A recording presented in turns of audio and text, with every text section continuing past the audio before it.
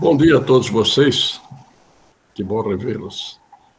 Estou vendo aí alguns rostos que me são sempre bem-vindos e simpáticos, né, Reinaldo? Hein, Adriana? Quem mais? Lúcia Costa. Walter Ferreira de Souza. Maravilha. Bom, hoje nós vamos começar a nossa exposição com uma frase atribuída a Charles Spencer Darwin. Diz ele, e aproveito para dar um bom dia a todos, não é o mais forte que sobrevive, nem o mais inteligente, mas o que melhor se adapta às mudanças. Interessante essa frase. Não basta ser forte e nem inteligente. Precisa desempenhar o poder de adaptabilidade às mudanças. Justamente as mudanças da vida são os nossos desafios, né? Nós, às vezes, estamos muito confortáveis numa circunstância, mas estamos progredindo evolucionalmente muito pouco. Aí ocorrem as mudanças e nós temos que fazer da nossa força e da nossa inteligência um poder de adaptabilidade. Isto é muito notável, é um acontecimento corriqueiro em nossas vidas, e temos as dificuldades, porque eu disse a vocês que os nossos caminhos que adotam hábitos ficam adaptados aos hábitos e procuram adaptar as mudanças aos hábitos que têm. Não, mudança é mudança, ou seja, é uma nova circunstância. Então nós temos que renovar o nosso acervo basicamente emocional, temos que campear mais pelo nosso acervo mental e fazermos as adaptabilidades. As mudanças acontecem, não importa a idade. Sejamos novos ou mais avançados, as mudanças vêm. E elas são o colorido da vida. O colorido é a dificuldade, não é? Então, Charles Spencer Darwin foi um cientista extremamente lúcido. E ele estudou a evolução das espécies. E ele não excluiu a espécie humana. A espécie humana está incluída dentro da evolução. Eu procurei em Darwin alguma passagem definitiva em que ele dissesse que o homem descende do macaco. Não, ele diz que ambos têm um ancestral comum. Só que o macaco deu um resultado e o homem deu outro. Ancestral comum. E muitos interpretam que esse ancestral seria macacoide. Não foi. A evolução das espécies fez com que um surto crescesse, graças à ação universal dos chamados cosmocratores, ou seja, construtores cósmicos, com a intervenção de uma mente superior maior, que nós chamamos simplesmente de Deus. Então, este processo chamou-se evolução. Os demais processos são estagnação ou involução. Algo importante que eu disse no sábado passado a vocês, e que agora eu vou repetir, é que os chakras, os centros de força, de energia do ser, giram no sentido horário. Dos animais giram no sentido anti-horário. Ou seja, se o reino que lhes sucede, que é uma composição de emoção própria dos animais, e de mente, que é a diferenciação humana, mente, se isto não evolui, o mais também para.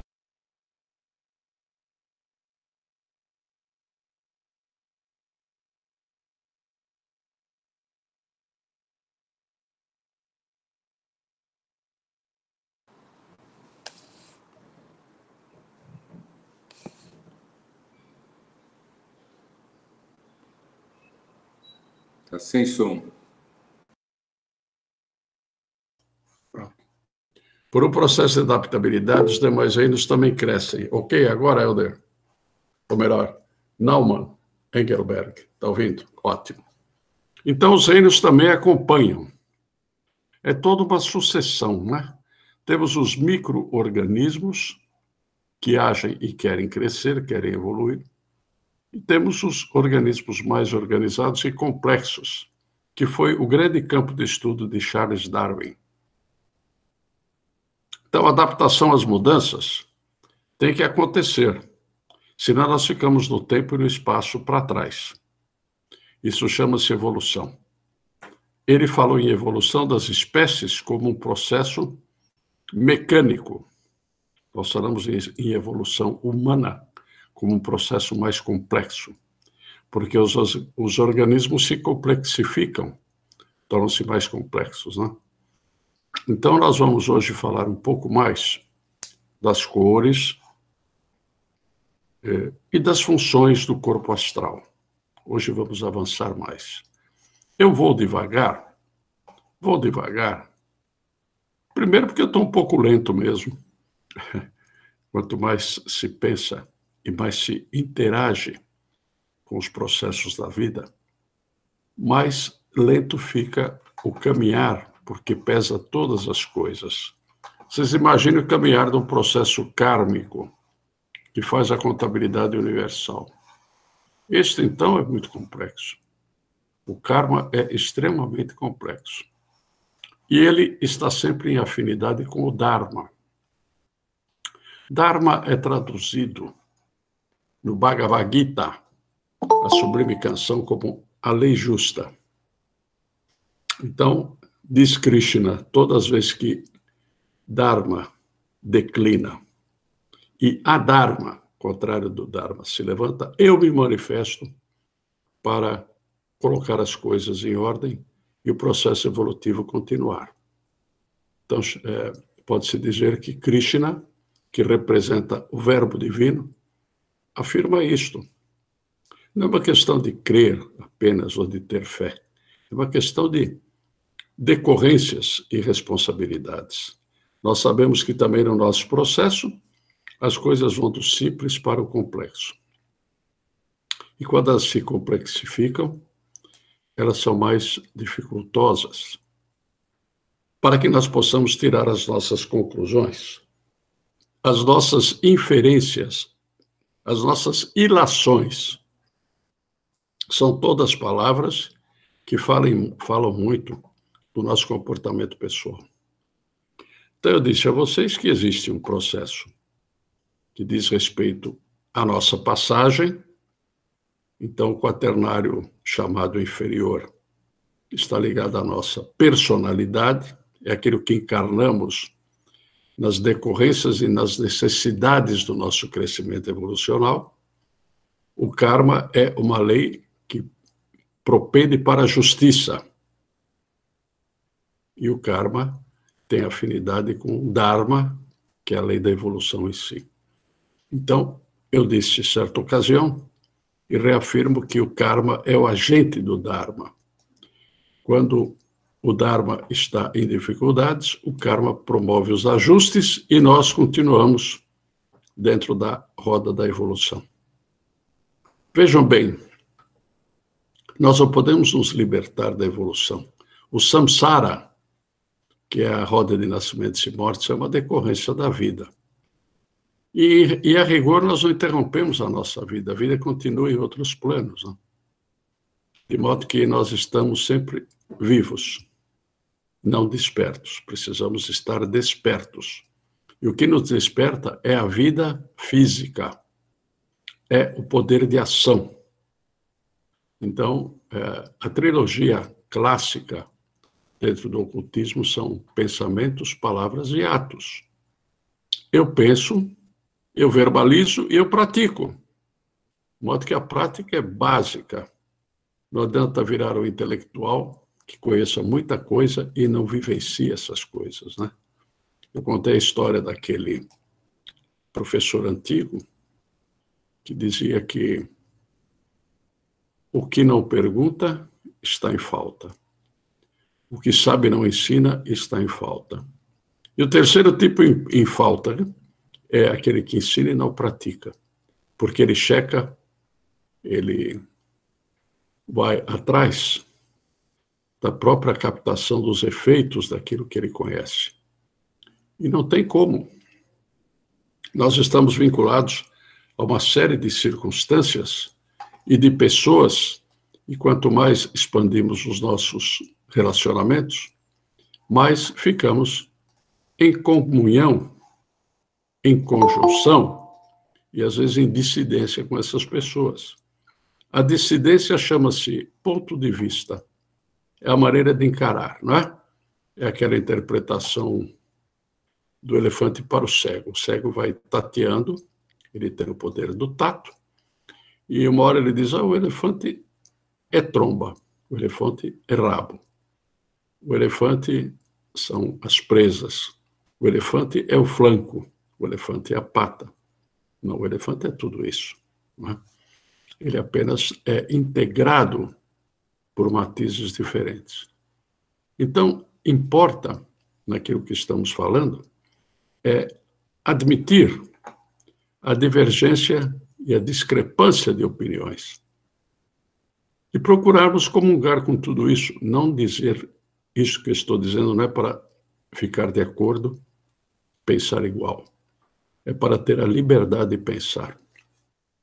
E justificar para si mesmo por que pensa diferente. Vejam bem que tentar levar uma nação para frente é difícil. Existem os partidos. Partido não é o todo. Uma nação cresce pelo todo. Nós temos que estar ocupados com o todo. Então, o todo quer dizer tudo importa. Tudo tem a sua razão de ser. Algumas coisas adotamos, outras entendemos e procuramos mudar o nosso comportamento e depois tentamos mudar o comportamento da grande maioria que está, vamos dizer, marcando passo ou crescendo muito pouco. Sempre se cresce na evolução, sejam por contratempos e sejam por concordâncias. Mas o importante é crescer e conseguir uma liberdade, ou uma liberalidade, né, de pensar. Não ser contra nada, entender a posição das coisas que acontecem em relação ao contexto geral e criar a própria adaptabilidade ao meio. Então, Darwin teve esta frase muito feliz, que não são as forças e nem as inteligências, mas sim os poderes de adaptabilidade, que dependem de uma força e de uma inteligência. Não são díspares. Apenas que superam força e inteligência é o poder da mudança. É a mudança que acontece. Então, nós estamos hoje em mais uma exposição nossa. Hoje é sábado, né? E vamos falar um pouquinho dos efeitos das cores. Vamos lá. As cores têm uma camada vibracional, uma gama vibracional, né? Aqui é a nossa letra, que é muito difícil, foi interpretado como camada, não é, Jonathan? Mas é a gama vibracional. A gama, ela é especial de uma certa cor. Não adianta só eu vestir aquela cor, não é? Mas quando eu visto uma cor, eu atraio a gama daquela cor que está no plano físico. Lembram da música? Vestir azul, minha forma então mudou, minha sorte então mudou, né? Cantava o Wilson Simonal. Porque o azul é uma cor que sempre nos eleva para uma condição superior de cogitações. O azul é uma cor especial, né? Mas tem a sua gama. Eu, por exemplo, estudei relativamente de maneira detida a cromoterapia. Não basta, se fazem às vezes cromoterapias com celofane, etc. Não. Você tem que estabelecer a vibração da cor. Aí você atrai para aquele plano a cor que lhe corresponde, né? Vocês veem, existe uma yoga básica inicial para a iniciação, que é a yoga dos 5 elementos, porque um cubo alaranjado pega dos joelhos para baixo. Depois nós temos a fase básica, não é? Onde é a região das águas, que é o azul. um azul meio lilás. Depois nós temos na região do umbigo a combustão, que é o vermelho, é um triângulo vermelho. Depois nós temos a parte que vai desde o ápice desse triângulo até as vias respiratórias, que invadem inclusive as nossas narinas, que é a cor verde. E, finalmente, uma cor azul etérea ou etérica, que vai do olho esquerdo e se liga ao infinito. Então, a nossa ligação com o cosmos está na nossa parte superior do corpo. E a nossa ligação com a criação está na nossa parte inferior do corpo. De tal sorte que as cores vão atraindo a si próprias. Não é? Se eu visto um vermelho, eu estou atraindo a cor vermelha, que é a cor própria do mundo dos efeitos. Se eu visto amarelo, eu estou chamando para mim uma vibração mais qualitativa em termos de guna, ou gunas da matéria, são as 3 cores básicas, o amarelo, o azul e o vermelho, né? E o branco é a síntese de todas as cores, é até estranho, né? O branco, a cor branca, ela sintetiza tudo, as cores, e resulta no branco, ou seja, a porta de entrada para todas as cores é a cor branca. Por isso, nas magias de caráter superior, o branco é fundamental, porque ele procura fazer a mixagem das cores, ou seja, as várias tônicas que estão no ambiente, todas se sintetizam através da cor branca, né? Então, sendo a síntese de todas as cores, a cor branca representa a universalidade. Nós próprios, dentro da eubiose, praticamos os nossos rituais. Todos os irmãos comuns que não estejam em função vestem o branco. E os que estão em função vestem o branco por baixo, e a representação de uma outra cor, através das capas ou das capetas. As capas, né? Não é capeta no sentido de diabo. As capinhas. Então, o importante é que o amarelo, o azul e o vermelho são as cores básicas. O amarelo com o azul dá o verde. O azul com o vermelho dá o lilás. E o amarelo com o vermelho dá o laranja. São cores derivadas, não são cores fundamentais. Não é? Então, quando eu quero um efeito mais terra, eu procuro utilizar o vermelho. Quando eu quero um efeito mais divino, eu coloco o amarelo. Quando eu quero um efeito celeste, o azul dá um processo celeste, né?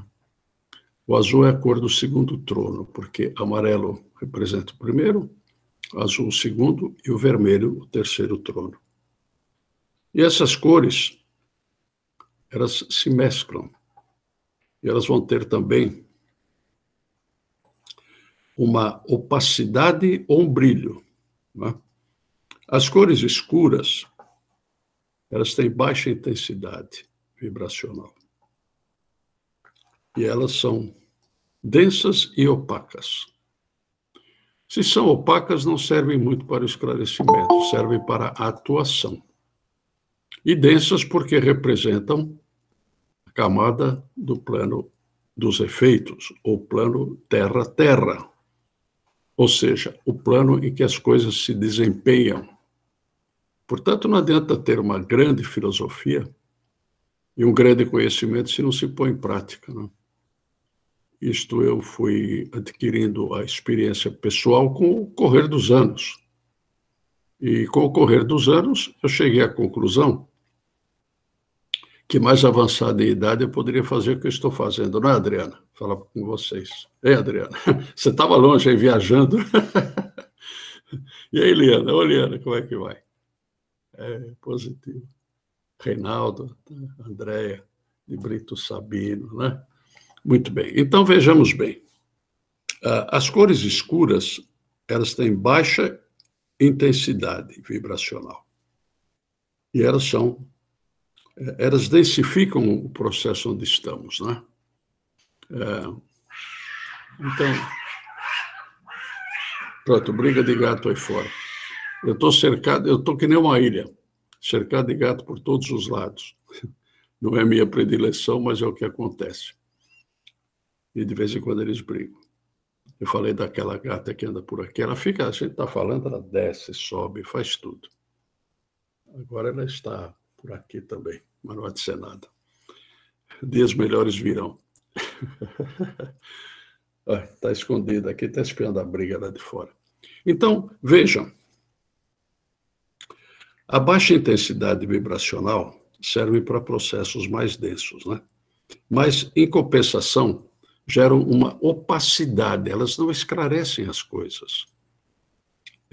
Clarear é justamente ter brilho, é justamente ter uma vibração mais sutil. Né? São vibrações sutis que acontecem nas cores quando elas começam a crescer em luminosidade. Já passamos para outro quadro, João? Pronto. E daí provém a iluminação, porque ela torna a alma mais clara, esclarecem a alma. O que é esclarecer a alma? É fazer com que a alma veja com mais nitidez as coisas. Portanto, os ambientes escuros, opacos, eles não favorecem, a não ser que você vá, com o tempo, conseguindo ter uma luz própria, né? Você vai abrindo a sua própria iluminação. Então, aí, onde você esteja, a sua iluminação está presente. Muitas vezes você está num ambiente de contrastimento, um ambiente de tristeza, num velório, por exemplo, e as pessoas começam a olhar mais para você porque notam alguma coisa. É reação da alma, não é propriamente dos sentidos. Eu lembro que há anos atrás eu atravessava o Viaduto do Chá, que eu morei muito tempo em São Paulo, chegava numa banca, e aquele cidadão que vendia as coisas, o senhor vai bem, há quanto tempo, coisa e tal, não fazia tanto tempo assim. Parte era a política dele, mas parte era, ele percebia que alguma coisa menos comprometida com a opinião geral estava se passando ali. Ele percebia isso, que era uma reação da alma dele, ele nem sabia que estava fazendo isso.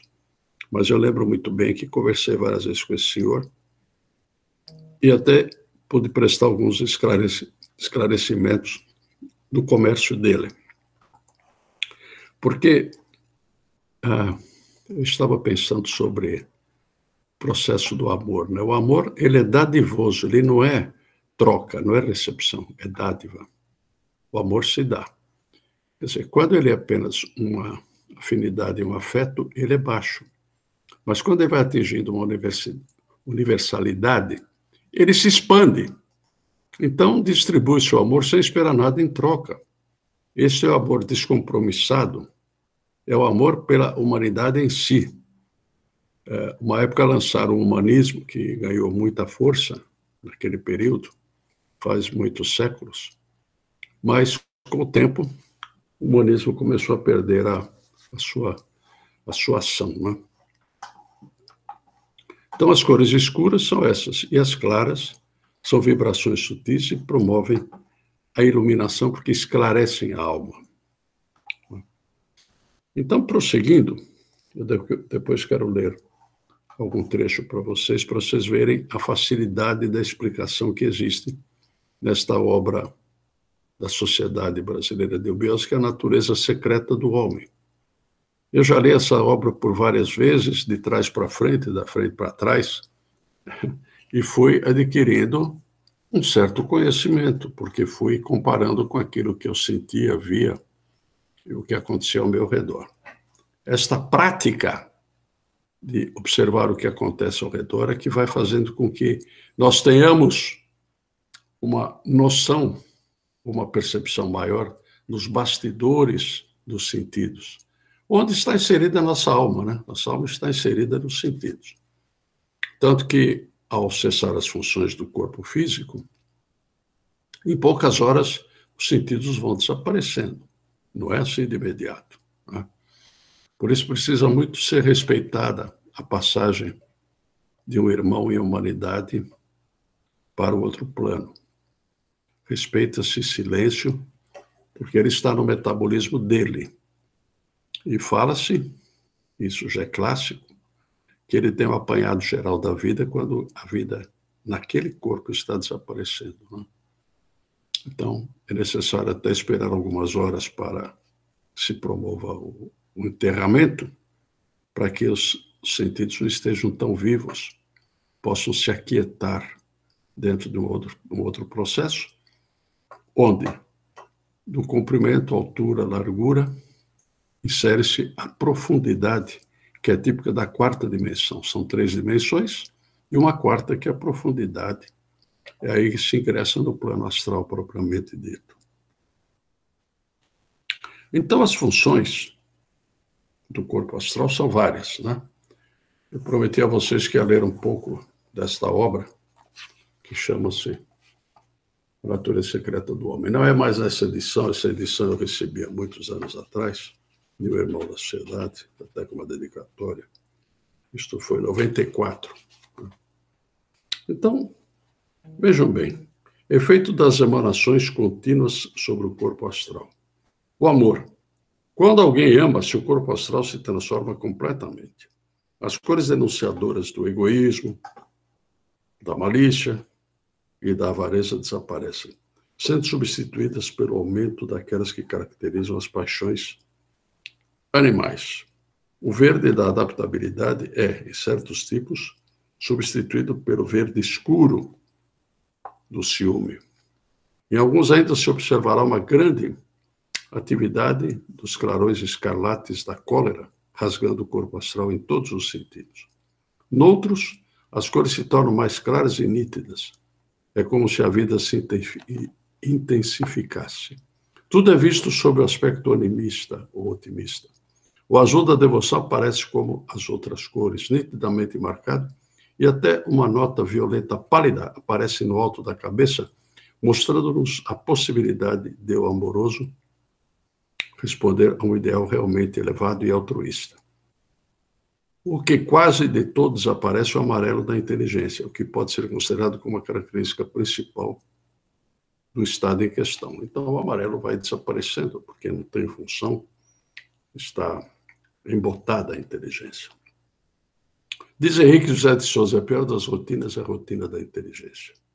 E é real.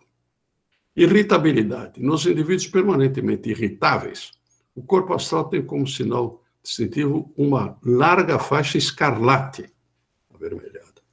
Ao mesmo tempo, todo o corpo se apresenta coberto de pequenas manchas daquela cor. Então, Walt Disney, que era um iniciado em vários mistérios, ele, na representação dos seus desenhos animados da década de 30, 40, ele faz uma representação dos efeitos das cores. E o escarlate aparece como um sinal distintivo de uma disfunção que beira a irritabilidade. Avareza. O corpo astral do ávaro também tem características especiais. Nesse caso, intensificam-se as cores do egoísmo, da malícia e da adaptabilidade, com prejuízo da cor da afeição, do amor e mesmo da sensualidade. Existe uma cor notável que é o rosa. O rosa é o aplacamento da paixão desenfreada. Hoje, dia dos namorados, né, nós pusemos a Sonata ao Luar de Beethoven, tocada pelo belíssimo pianista brasileiro Nelson Freire. Quando eu estive, há muitos anos atrás, na Alemanha, em Berlim, eu visitei um prédio maravilhoso com músicas do mundo inteiro. E o Nelson Freire está lá. Aliás, próximo da pianista alemã, muito famosa, que tocou com ele a 4 mãos. Então, a avareza tem isso. A depressão produz no corpo astral um efeito muito semelhante ao da avareza. Sua aparência é incrivelmente triste e nenhum estado emocional é mais contagioso do que este, a depressão. Não sejamos deprimidos, por piores que sejam as circunstâncias da vida. Eu estive metido numa depressão há anos atrás, sair passo a passo. Também para cair naquilo de novo, tenho tudo para não cair, né? Se bem que às vezes a depressão dos outros nos confunde e faz com que nós sintamos também uma certa depressão. A devoção. O tipo religioso pouco inteligente, o místico devocional, oferece outro aspecto característico. A cor violeta, que nele se nota, sugere a possibilidade de responder ao nobre ideal. Possibilidade de responder ao nobre ideal. Cor violeta. O azul da devoção acha-se notavelmente desenvolvido, mas o amarelo da inteligência parece extraordinariamente rarefeito. Embora em notáveis proporções as cores da afeição e da adaptabilidade, são nele mais visíveis as da malícia e do egoísmo. Os contornos apresentam-se vagos, revelando-nos a impressão da concepção devocional do indivíduo. Há uma estranha semelhança entre os corpos astrais dos tipos devocional e sensual. A causa disso deve encontrar-se no fato de um e outro se guiarem mais pelos sentimentos e pelas sensações do que pela razão. Então, tem aqui também uma descritiva do intelecto científico, né? Mas não vou ficar lendo aqui, eu estou só dando um exemplo, que a linguagem é fácil, é assimilável. Quem quiser conhecer mais em profundidade o corpo astral, é um encargo, gera um efeito. Esse efeito, às vezes, nos coloca em situação de um certo desânimo. Mas vai aos poucos, não é assim, não, vou estudar o astral. Nossa, que confusão. Então, a forma prática de proteção do corpo astral faz com que haja uma defesa contra as vibrações emocionais, tais como as produzidas pela cólera, pela inveja, pelo ódio, vindo intencionalmente de outras pessoas. Intencionalmente, né? Às vezes se dirigem para a gente. Eu não bato com aquele cara, eu tenho inveja, coisa e tal, e a coisa vem direta. 2. Defesa contra as vibrações inferiores que flutuam no espaço e podem eventualmente afetar nosso aura. E 3. Proteger o corpo astral durante a meditação ou a prática dos yogas, né? Então, nós podemos criar, nós temos aqui no nosso movimento eubiótico o globo azul, que nos protege, ele nos envolve. Ele não tem frente e não tem verso, ele é um globo azul. E ele pode ser imaginado em nós, uma totalidade em nosso corpo.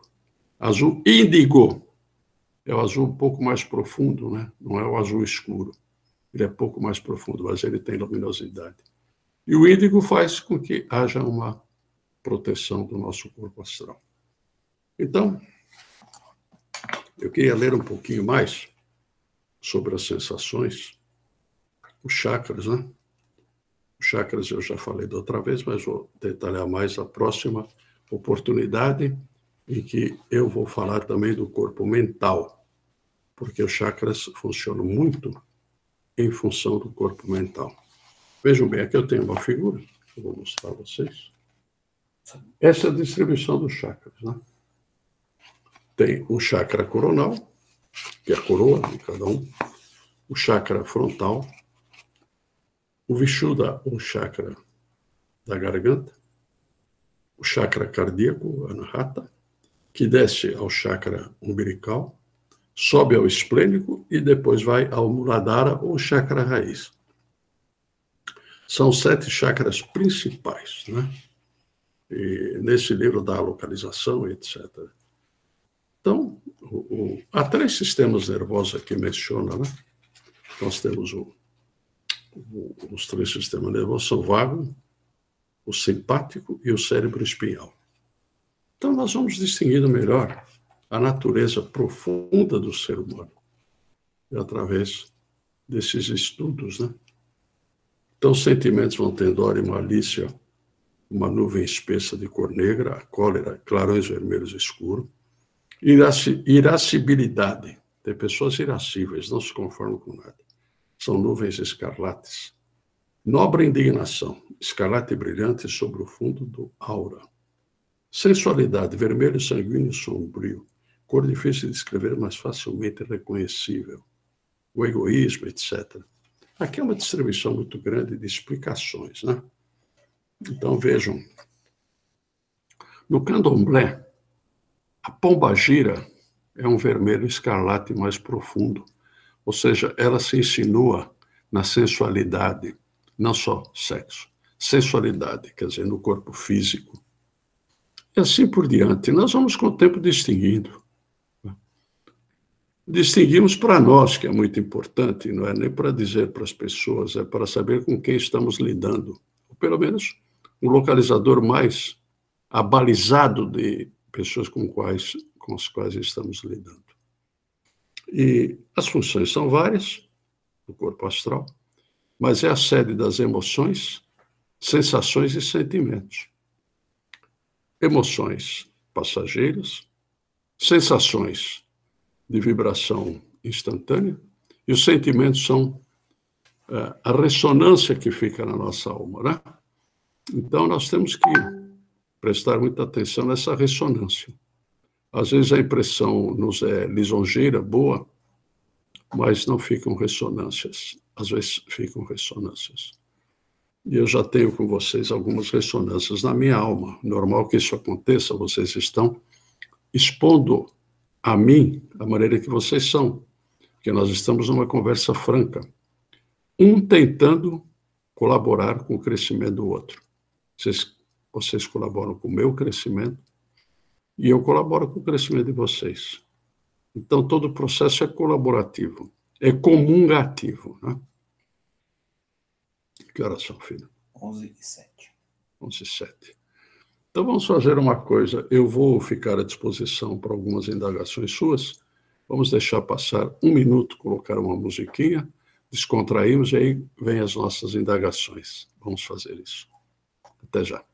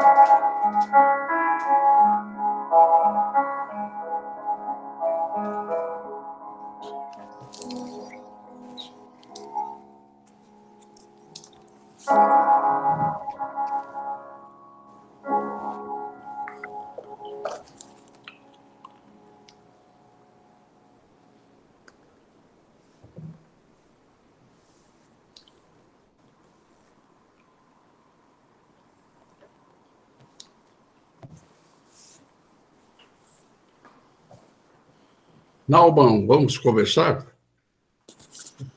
Vamos. Pode perguntar, ou considerar, que você quiser. Não, quando o senhor estava falando da passagem que deve se respeitar, porque, digamos, a pessoa que está fazendo a passagem tem uma sequência até atingir o plano astral, eu me perguntei, fiquei com vontade de lhe perguntar, o que acontece nos casos em que há a cremação? A cremação é uma matéria bastante discutível, mas ela aniquila os fatores da alma, né? Ela aniquila, ela queima. Então, ela só pode ser efetivada depois de um tempo da desencarnação, porque vão apagando os registros do próprio corpo físico. Como nós acreditamos na existência ou no encaminhamento da própria alma, conforme os fatores de virtude, para os mundos mais internos, depois de um tempo, fica somente o cadáver, ou seja, a carne datum vermis, que é cadáver. Ou seja, vai ser consumido por um processo que a Terra liberou para que aquilo acontecesse e agora ela toma de volta. Então, na cremação, existe uma corrente dentro da sociedade prioritária, que a cremação só deve acontecer depois de várias horas da desencarnação e não imediatamente, né? Porque aí a alma vai se liberando e vai aprender também nos mundos internos, porque existem lá as bibliotecas, tudo. A alma continua numa ilustração, não propriamente numa evolução, porque a evolução se dá dentro da matéria, mas na propensão da próxima vida, na inclinação dos seus fatores e nos átomos permanentes que vão conceder, inclusive, princípio anímico, baseado no princípio espiritual, para que ocorra uma encarnação com princípios físicos também, de memória do que foi a somatória das encarnações anteriores. De modo que Pois não, pode perguntar. Mas não estaria, essas memórias não estariam no corpo causal e ele não seria queimado pelo fogo? Não, o corpo causal não é queimado pelo fogo.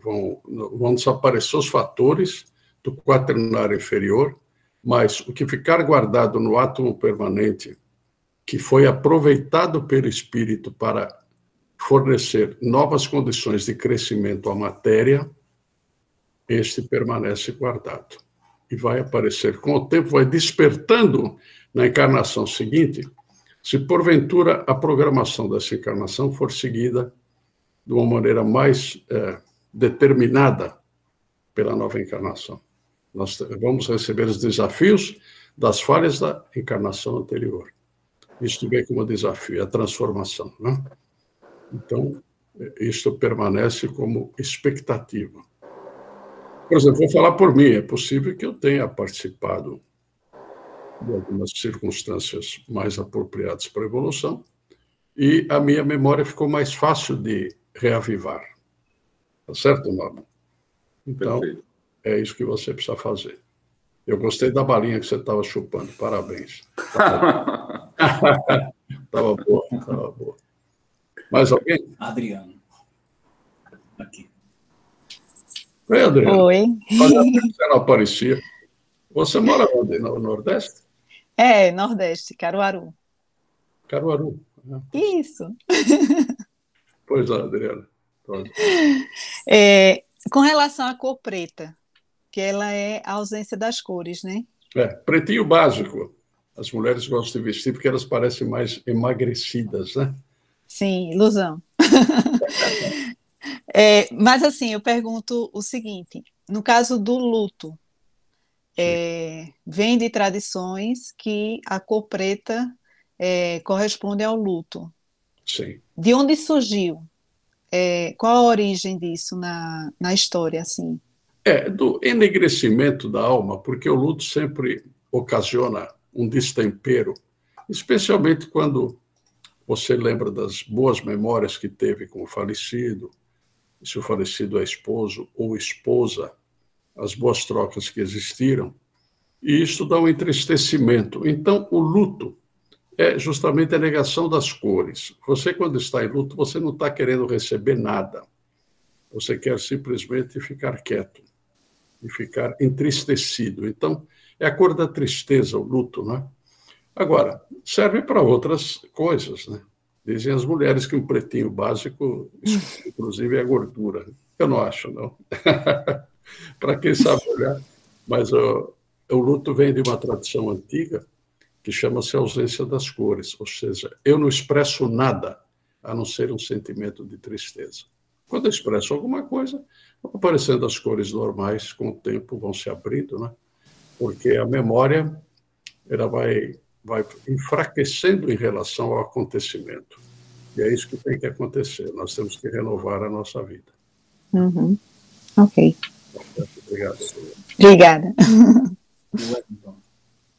Wellington, onde é que está você?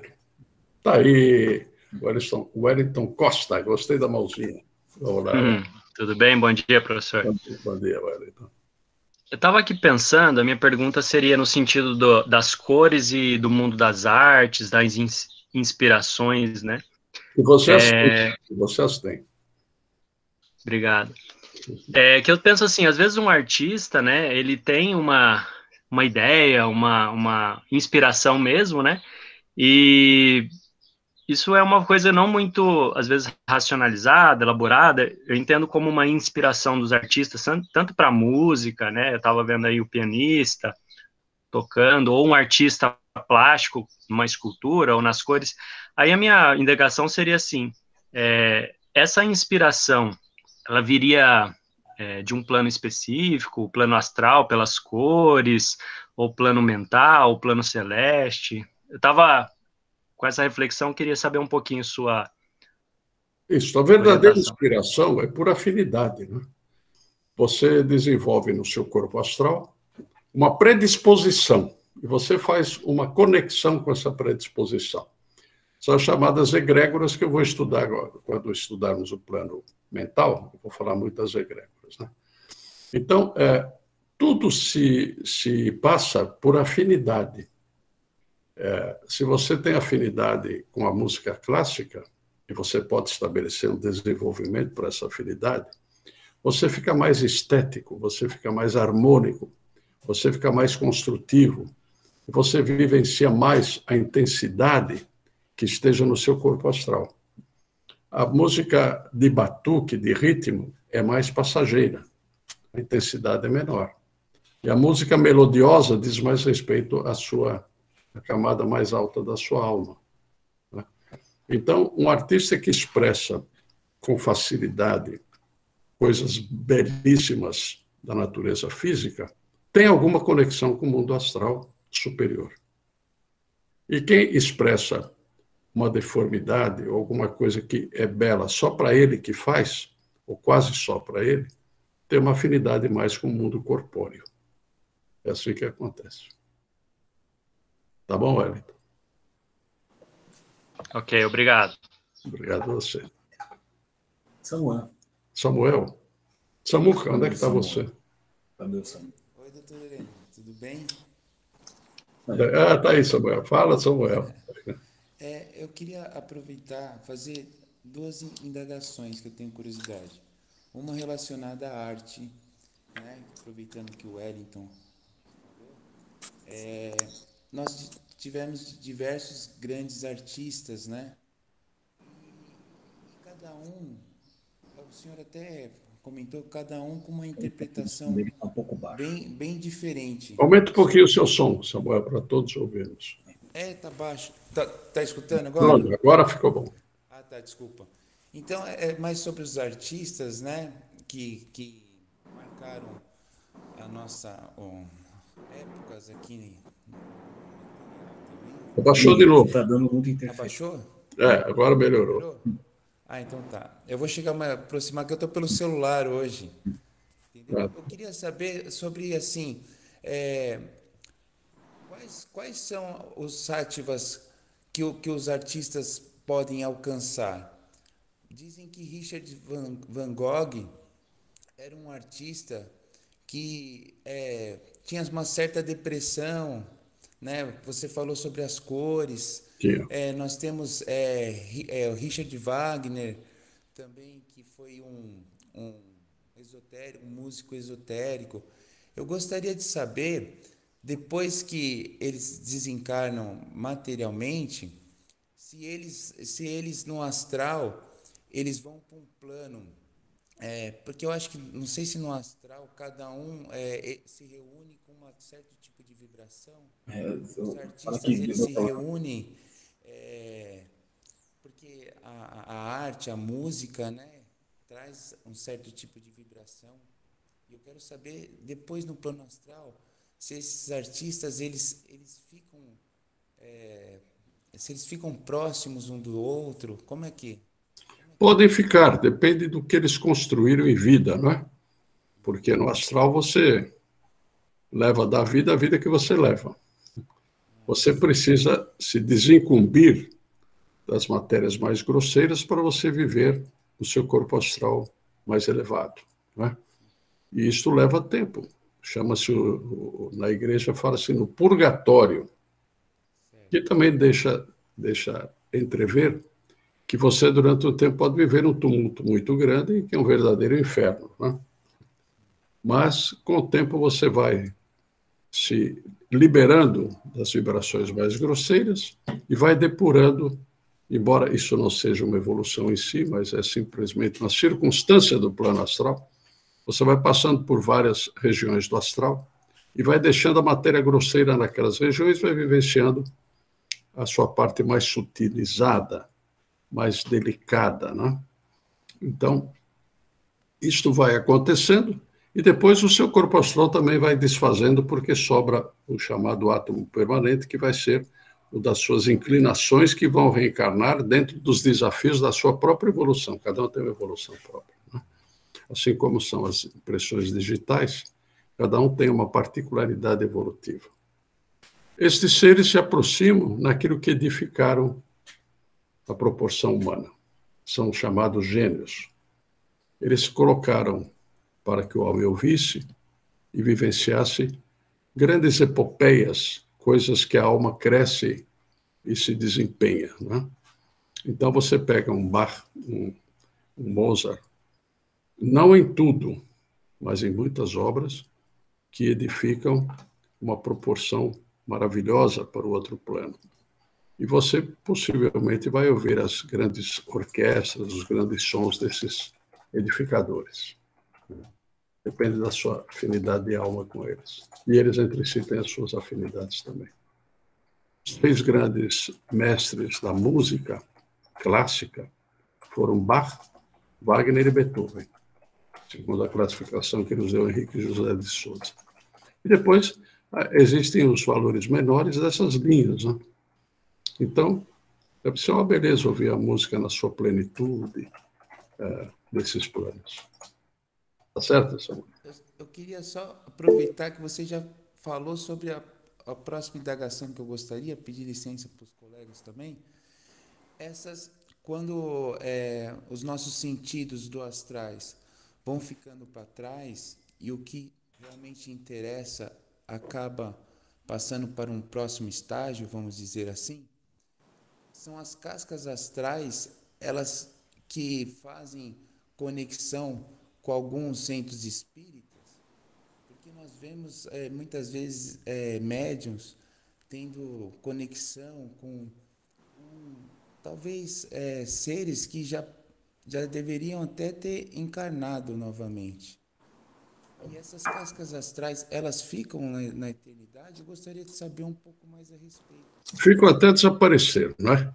Com a morte, isto vai ressoando no astral, e tem a segunda morte, que nós temos que tentar evitar, de tal sorte que tenhamos só um crescimento da nossa alma. Mas a segunda morte são os chamados cascões, camarupas, né? São as formas mais grosseiras que vão ficando no astral. E elas assumem funções, especialmente para aqueles menos versados na mediunidade, ocupam funções às vezes dizendo ser uma coisa e não são. Então, o astral é o plano do engano. É só depurando o seu astral em vida que você vai perceber com o tempo que algumas coisas não conferem e não combinam. Então, é o que eu desejo para você na sua evolução. Obrigado, doutor Heleno. Obrigado, meus irmãos. Obrigado. Agora, Eliana Teixeira. Eliana Teixeira. Eliana, onde é que está você? Ei, vai, Eliana. Beethoven, Wagner e Bach, eles não seriam assim seres especiais já desenvolvidos que não precisariam voltar a reencarnar, mas que vieram por opção própria para trazer alguma coisa de bom para a humanidade? Há uns casos sim, outros não. Voltam por deficiências das suas próprias almas que precisam ser resgatadas.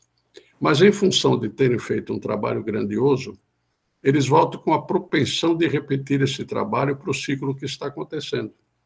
Então, é provável que esses seres que eu estou mencionando tenham se reencarnado para fazer crescer a harmonia da música, por exemplo, para dar uma demonstração ainda de carinho pela humanidade. Carinho não vou chamar de amor, amor é muita coisa. Amor se usa só em condições especiais. Carinho, afeto, né? Então, é bem provável que isso aconteça. Mas eles têm também a necessidade reencarnatória por fatores pessoais que eles têm em vida, né? Eles têm isso. Tá certo? Okay. Obrigada. Quem mais? O Naumann. Naumann Engelberg. Eu de novo. Vamos lá, Naumann. Quando eu li que quando nós dormimos, nós, em algumas ocasiões, acessamos o astral. A pergunta é se é possível e se é vantajoso, se é bom, se é possível acessar o astral de uma forma consciente. Sim, chama-se desdobramento, é possível sim. Você se delibera e consegue isso. Agora é um desenvolvimento especial da sua alma, né? Cada um tem um desenvolvimento especial. Muitas vezes você vai para um astral de acordo com o que você está vibrando em relação a alguma coisa. E outras vezes existem treinamentos, né? Existe um núcleo que eu soube que pratica o treinamento do desdobramento. Mas esse desdobramento, quando ele não é natural, ele sempre pode ocasionar dificuldades naquele outro plano, né? Eu tive um grande amigo que já faleceu, e ele me contava dos desdobramentos dele intencionais. E quando ele passou a reforçar a intenção, que era produtiva e evolutiva, ele foi tendo menos dificuldades. Então, uma soltura no astral, sem estar preparado com a alma tranquila, crescida e mais em funções superiores, sempre representa um certo distúrbio e pode afetar depois que você volta. Então, assim acho que ele fala quando você sonha e sabe que está sonhando. Eu acho. O importante é você sonhar e saber que está sonhando, né? Eu, por exemplo, dificilmente sonho e não sei que estou sonhando, eu sei que estou sonhando. Então, eu já ajo de uma certa maneira naquele sonho. Tenho uma reação mais adaptada ao entendimento e ao crescimento, né? Então, é necessário que esse desenvolvimento, que já é grandemente mental, ocorra junto com o desenvolvimento emocional. Na próxima oportunidade, vamos falar muito do plano mental. E, aliás, quero avisar vocês que sábado que vem eu não poderei estar aqui, de modo que eu vou deixar gravado, talvez um pouco mais longa a gravação, e não serão feitas perguntas, apenas responderei na outra sessão, que já seria aula de encerramento deste módulo, porque depois nós vamos entrar na função espiritual propriamente dita, na mística maior, né? Na magia superior, na magia teúrgica ligada a Deus. Então, nós vamos falar do plano mental e eu vou analisar um pouco também das egrégoras que se formam. Isso é muito importante. Então, é isso aí. Andréia. Quem mais Então, agora? então, André de Brito Sabino. André, onde é que está? Está aí, André. Bom dia. Bom dia, André. Bom dia. A minha pergunta é assim: vários sábios, várias tradições falam assim sobre a não identificação, né? Sobre a gente não se identificar com esse corpo, com o eu, Andréia, né? E aí, dentro disso que a gente está falando, o que vai para o astral é nossa parte emocional, tudo isso. Eu vejo assim que às vezes tem muita preocupação ainda, como eu também já tive, da gente entender ou não conseguir se identificar, de entender que nós somos o eu sou e não a personalidade, né? E dentro dessa visão de que tudo é maia, é uma ilusão, é porque nós não somos essa personalidade, né? Em última instância, o astral, ele também é uma ilusão. Também. Ele forma ilusões, de acordo com as ilusões que você criou para você, ele também tem as ilusões dele. E às vezes ele se apresenta, ele é enganoso. Porque se você usa de traquitanas na sua vida normal, o astral também apresenta traquitanas para você. Quanto mais autêntica você for, mais próxima da sua inspiração, da individualidade, mais você terá sonhos premonitórios, coloridos, indicativos de coisas. De modo que você cria também a sua ligação com o astral em vida. Isso é muito importante. Então, também, assim, quanto menos identificação a gente tiver, no astral também a gente vai se desidentificar mais rapidamente, assim, mais facilmente para... Mais facilmente. Você vai perceber que aquilo é o engodo que estão tentando colocar para você, você percebe que é um engodo. Você fica mais viva.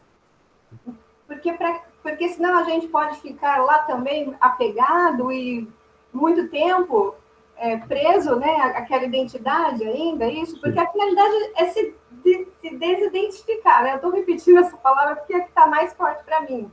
Quer dizer, você pode criar os seus sonhos, ou estabelecer os seus sonhos em consonância com aquilo que você aspira, né? Então, o astral toma a forma que vai satisfazer mais o seu sonho do que a sua realização. Tudo é um processo emocional nesse caso. Tá certo, André? Então, olho vivo. O meu desejo finalizar assim, né, esses processos, né? Obrigada. Tá certo, André. Pois não. O Wellington Costa. Agora estou vendo a mãozinha dele. Wellington, fala, Wellington. Oi, professor. Mais uma dúvida. Na sua explicação, quando estava falando sobre a avareza, eu não sei se eu não entendi muito bem, se poderia explicar melhor. Eu entendi que a preponderância seria a tonalidade rosa, é isso mesmo? Não, isso é afeição, não é avareza.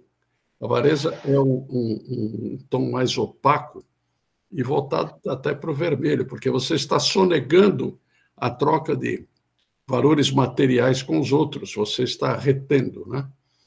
Por exemplo, durante muito tempo, os semitas, que foram a quarta sub-raça da Atlântida, e que deveriam ser as sementes da quinta raça, eles reservaram muito os seus conhecimentos. Então, é um tipo de avareza, é não querer distribuir, não querer dar aos outros aquilo que você está alcançando, que você tem as confirmações de que isso está sendo acertado no seu crescimento. Então, você compartilha, para que os outros também possam prestar atenção nos seus próprios crescimentos.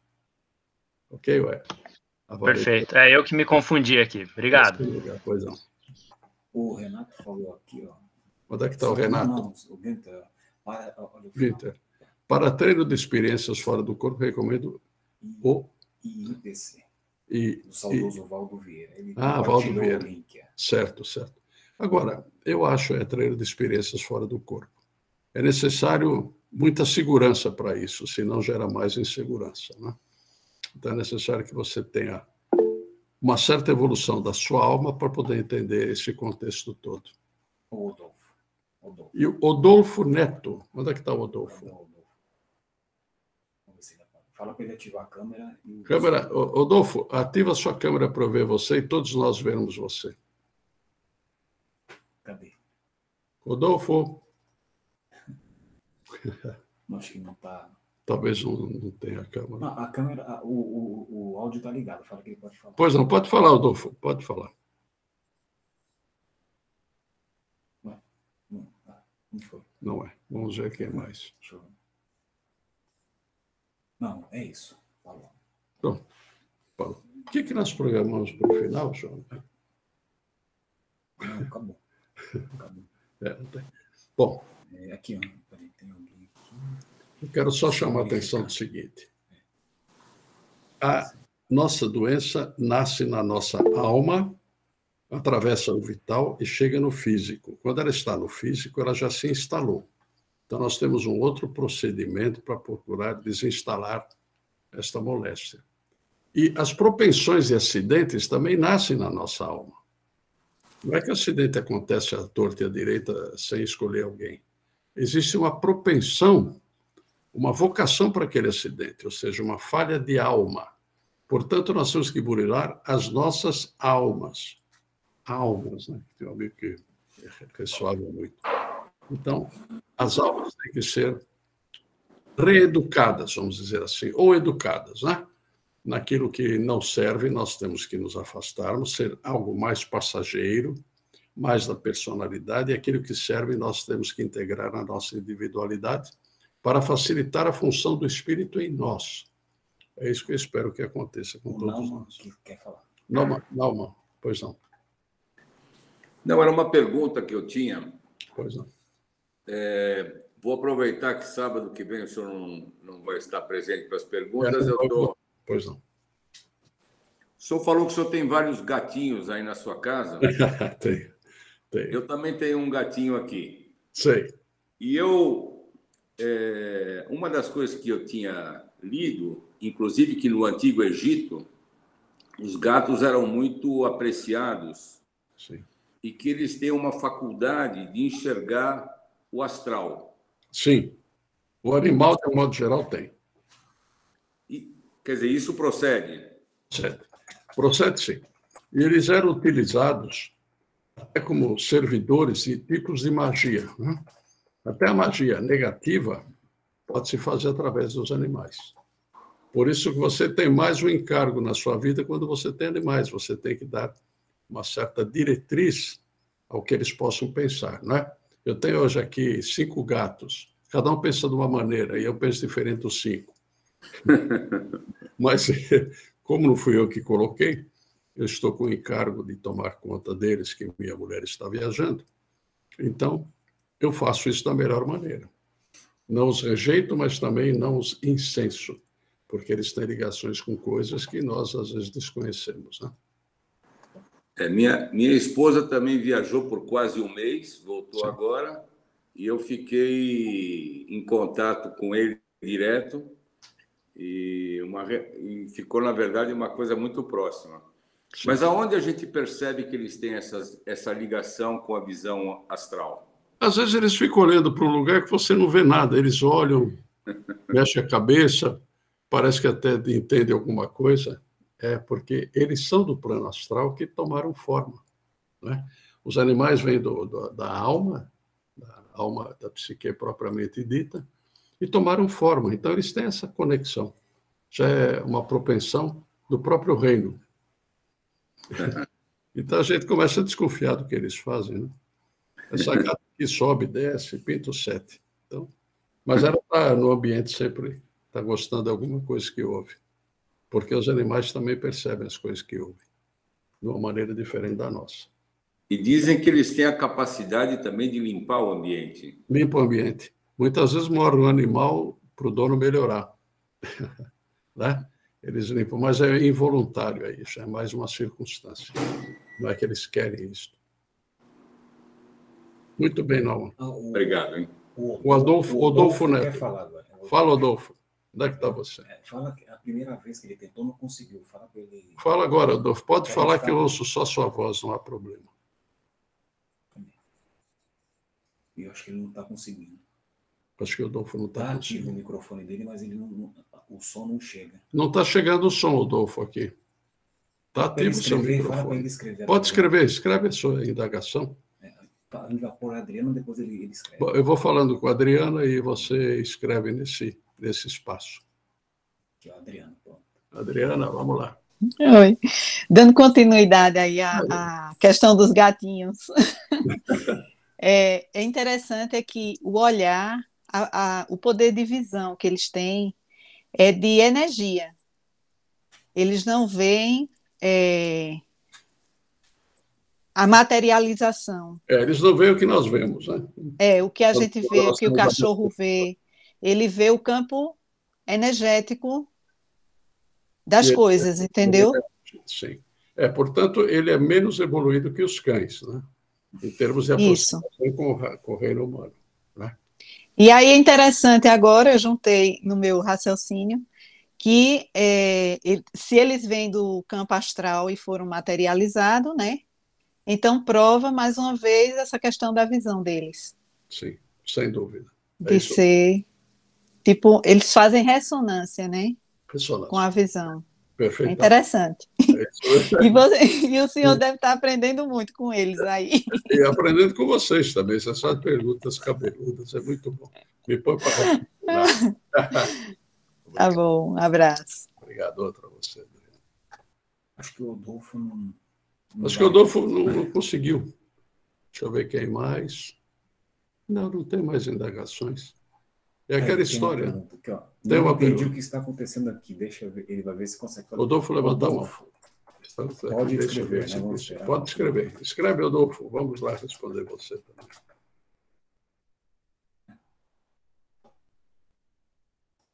Então, eu já avisei o grupo que a gente vai deixar gravado e eu vou compartilhando o material que a gente vai montar junto com a sua Isso, eu vou montar durante a semana a palestra de sábado e vocês vão receber normalmente cerca de 50 minutos, 1 hora, tá certo?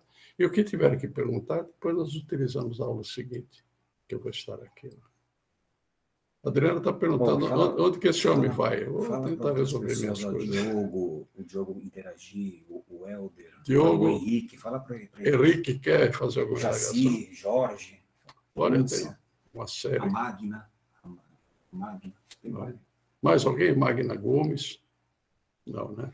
Estão com os microfones desligados. Bom, excepcionalmente vocês podem fazer alguma indagação que eu respondo depois, particularmente, né? E deixa eu ver, não tem mais ninguém. É isso. Tá bem? Então, o que vamos pôr para encerrar, já? Se você tem a música nos Jardins do Templo Chinês, de Kettleby, você já pagou? Para que a gente vai verificar. Vamos verificar se temos aquela música de Kettleby, que foi um grande inspirado místico, né? Temos sim. Um compositor. Eu vou colocar para encerrar, tá bem? Não vou deixar nenhuma mensagem, a não ser o meu carinho por vocês. Muito obrigado a vocês todos. E um fim de semana muito bom, né, Adriana? Em Naumann. Isso, gostei do coração. Obrigado. Opa, Caruaru e outros Wellington. A todos vocês, meu abraço. Muito obrigado. Fala que poucos segundos a gente põe a música. Mais um pouquinho, vocês ouvem uma música de encerramento. Hoje é só música.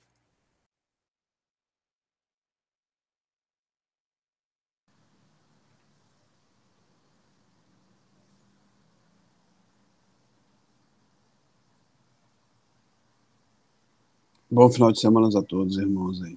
Fiquem com Deus.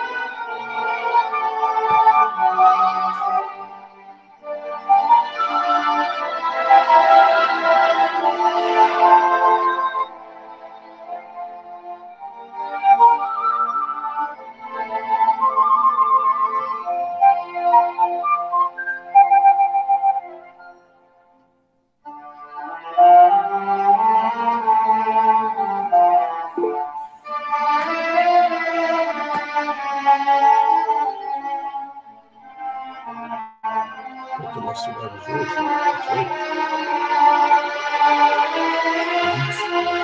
25.